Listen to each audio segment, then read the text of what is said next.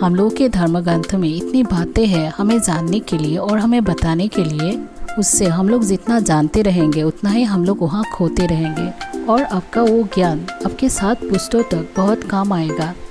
श्री कृष्ण कभी नहीं चाहते थे कि युद्ध किया जाए। महाभारत की उस लड़ाई होने से पहले उन्होंने कौरवों को ये समझाने की कोशिश की थी कि पांडवों से अपनी गलती की क्षमा मांगकर उनकी स्त्री का तुमने जो अपमान किया है उसके लिए इज्जत की प्रार्थना करो। लेकिन कौरव कभी भी किसी के सामने झुकना नहीं चाहते थे। वो कहते हैं ना, जब इंसान की बुरा वक्त आता है तो सबसे पहले उनका बुद्धि काम करना बंद कर देते हैं और उसकी बुद्धि पर राक्षस आके बैठ जाते हैं। कुछ ऐसा ही रावण के साथ हुआ था और फिर कंस के साथ भी और फिर कौरवों के साथ भी। इन सब पे आप कुछ कॉमन देखे तो ये था कि इन्हें अपनी बुद्धि और अपनी शक्ति पर इतना घमंड हो गया था कि वो लोग खुद को ही खुदा समझने लगे थे। जबकि वो लोग भूल गए थे कि जो सृष्टि उन्हें पैदा कर सकते हैं वही इन्हें मिटा भी तो सकते हैं। आज मैं आपको बताने वाली हूँ वो बातें जो हमें श्री कृष्ण से सीखनी चाहिए।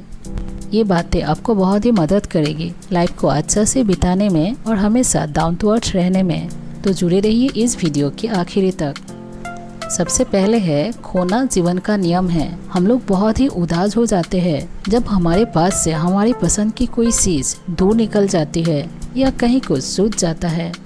मगर श्री कृष्ण से हमें ये चीज सीखनी चाहिए कि खोना एक प्राकृतिक नियम है और आप इसे कभी भी बदल नहीं सकते। श्री कृष्ण की लाइफ में कोई कम स्ट्रगल नहीं था। उनका जब जन्म हुए तो अपने माँ बाप से दूर हो गए और उसके बाद उन्हें बचपन में ही मारने के लिए कई शक्तिशाली राक्षस उनके पास आए। उसके बाद जब थोड़े बड़े हुए तो अपने सगे मामा को मारना कोई आसान बात नहीं थी। उसके बाद अपने पसंद का प्यार, जिनको वो बचपन से बड़े होने तक प्यार करते रहे, उससे शादी भी नहीं हो पाए। हमारे लाइफ में श्री कृष्ण जैसी दिक्कतें नहीं आती, हाँ मगर दिक्कतें तो आती जरूर है। अगर भगवान को ही उस रास्ते से गुजरना पड़ सकता है तो हम तो इंसान हैं, तो हम लोगों को कैसे बख्श दिया जाएगा। कभी भी ये मत सोचना कि ये दिक्कतें, ये परेशानी सिर्फ आपकी लाइफ में है। यही जिंदगी का नियम है और ऐसे ही सबका लाइफ बीता करते हैं। इसके बाद है, गीता में साफ साफ शब्दों में लिखा गया है कि इंसान के बर्बाद होने की से कारण है नींद, गुस्सा, डर, थकान, आलस्य और काम टालने की आदत। कोई भी इंसान जो अपनी ज़िंदगी में कुछ नहीं कर रहा है उनसे एक बार मिलकर देखिए। उन सबके ज़िंदगी कुछ इसी तरह से बीत रहे होंगे। वो हो सकता है हौलदे सोते होंगे, नहीं तो आलसी होंगे, या उनके ये आदत होंगे कि हर काम को काल पर टालने की। ये सीधी सी बात है। अगर आपको मालूम है आपके लिए ज़रूरी क्या है और अगर आपको ये भी मालूम है कि आप बहुत आलसी हो तो आप खुद को सुधारना कब शुरू करोगे। आपकी आधी जिद तो तभी हो जाती है जब आप अपनी कमियां ढूंढ लेते हो और बाकी आधी उन्हें दूर करने में आप हासिल कर लेते हैं। इसके बाद है, हमें उनसे सीखना चाहिए कि अभी और आज के टाइम पर फोकस करना। कभी आपने सुना है जब आपदा आती है तो उसका थोड़ा थोड़ा अंदाजा हमें पहले ही लग जाती है। वो श्री कृष्णा जो पूरे सृष्टि को सला रहे हैं, उन्हें भी तो अंदाजा था ही कि आगे क्या होने वाला है। उन्हें कदम कदम पर ये मालूम था कि उनकी जिंदगी में अभी कितना स्ट्रगल बाकी है। इसके बाद भी उन्होंने कुछ भी अपने नियम से बदलने की कोशिश नहीं की। उन्होंने सब कुछ ऐसे ही बिताया जैसे हम और आप यहाँ बिता रहे हैं। वो हमेशा प्रेजेंट मोमेंट पर फोकस करते थे। जो बीत गए कभी उसे नहीं सोचा और जो होने वाला है उसे कभी बदलने की कोशिश नहीं की। उन्होंने जो भी किया अभी और इसी वक्त पर फोकस करके किया। इसीलिए कभी भी इस चीज को मत सोचो कि काश ऐसा हो जाता या काश ऐसा हो जाए, क्योंकि ये काश का सोचने वाले हमेशा ही किसी काश की तरह बने रह जाते हैं। अब हमेशा प्रेजेंट मोमेंट पर फोकस करो, फिर जो होगा वो कोई मैजिक से कम नहीं होगा। इसके बाद है हम्बलनेस। श्री कृष्ण पूरी द्वारका की राजा थे और ये पूरी दुनिया उनके इशारों पर चलती है।